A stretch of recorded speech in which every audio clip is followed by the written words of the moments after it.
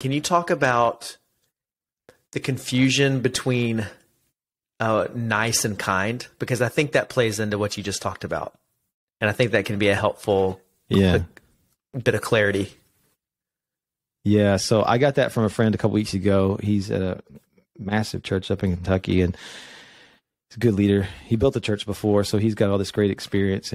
But the thing that I love about him most, that we're similar, he's more 8 than I am 8 on the Enneagram, if there is such a thing. And he's just real blunt to the point. And he's the one that kind of had wrestled through this. I guess you'd call it a theory or something, that there's a pretty good difference between nice and kind, which again just tagged right in with my desire to define things and find clarity about things. So anyway, that credit goes to Carl Cool. Anyway, he has this whole distinction between nice and kind, and the short paraphrase version that I think most people listening to this understand once you talk it out. But, people say that's nice. If you've heard somebody say that's nice, what that means is that's stupid.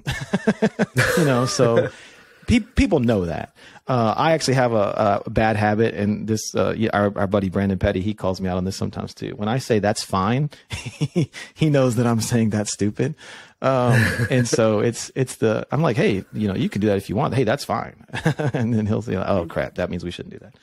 So I think when people say that's nice, that's what they mean. That's actually makes you feel better because you don't have to have a hard conversation to be clear.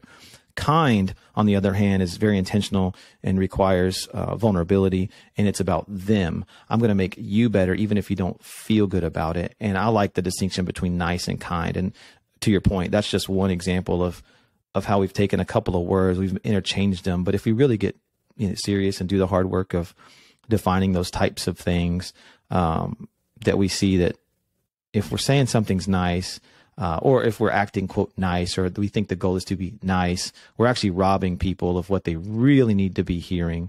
That, hey, you probably shouldn't, no, you probably shouldn't wear that dress. No, you probably shouldn't stand on that stage. No, you probably shouldn't take that job. You probably shouldn't send that post, whatever. That would be the kind thing to do in the long term. But nice is a real short, easy thing for you to get out of a hard conversation quickly. So one's about you, one's about them.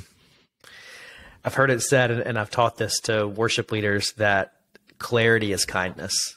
And it goes back to your emphasis on defining things, but not letting someone know where they stand because you want to avoid the awkwardness of a conversation is a very unkind thing to do. Yeah. So be kind and clear. And there's a way to do that in a kind, loving way. But don't sidestep clarity when it can actually help someone.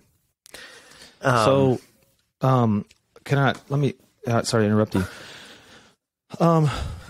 So I just posted this the other day too, and it's something our buddy Josh, in Charlotte, I texted him actually last night, just say, hey, thanks for being a really good leader. I hadn't talked to him in a couple of months necessarily, but I was like, hey, he came up in a conversation yesterday when a friend asked, hey, who's a good leader?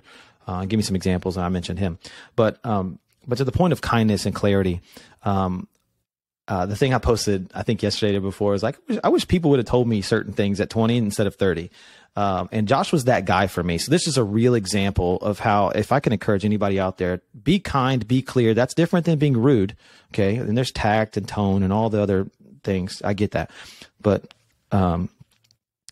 he was the only person, God bless my parents and my wife and everybody else, whatever. But he was really the first and only person to really get surgical and really get kind of forceful, and clear, because he's not rude. I've never known him to be rude. But very clear about the things I needed to fix and change. And they were really simple things that as soon as he told me, I'm like, oh, frick, this whole time, nobody's ever told me this. And one specific practical thing he did, if I can take a tangent, hijack your podcast for a second. He said, he told me that, it's the classic, it's not what you say, so it's how you say things. And I hate that statement so much, because sometimes I'm like, no, it's really just stupid. No, not how I say it. It's just that idea was dumb. But okay. But anyway, I said, well, I just need to know maybe in real time what you're saying, because again, that didn't make sense. This didn't make sense. This makes sense. Because a lot of things also are really, a lot of tone things are really on the receiving end as well, or somebody's a little oversensitive. And if I have to bubble wrap my feedback to you, you're the problem. So there's a whole thing there. But my point is, Josh took that seriously. And the very next day I was in a conversation I said something pretty quick and pointed. It wasn't rude or anything like that, but it was a quick one. He goes, hey, that right there, that thing you just said. And he requoted what I said. And he said, that right there is probably the thing that goes sideways with people. And I just thought that was a really kind thing to do.